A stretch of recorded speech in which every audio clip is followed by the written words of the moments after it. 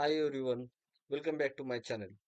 In this video, we will create our first JMeter test plan using a real website that is W3 Schools.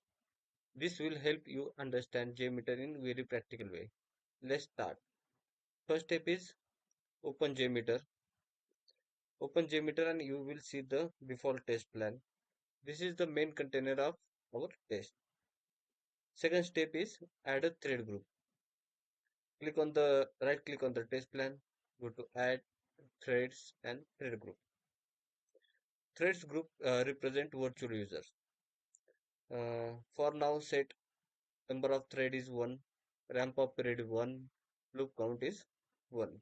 This means one user will hit website one time. Step 3 is add HTTP request.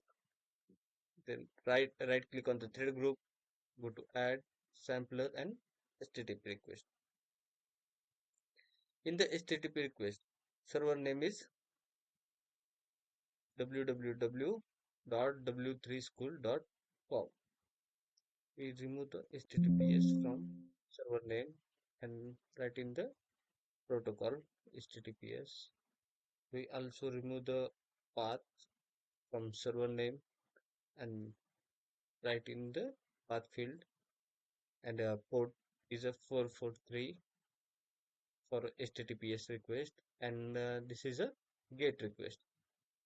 Then next step is a add a listener. Right click on thread group, add listener, and click on the view result tree. Then save this JMX file and click on the run button. Go to the view result tree. If you see a green tick, that means the request is successful. This confirms that your JMeter test is working properly. Now we are seeing the response data. Yes, that's it. Thank you.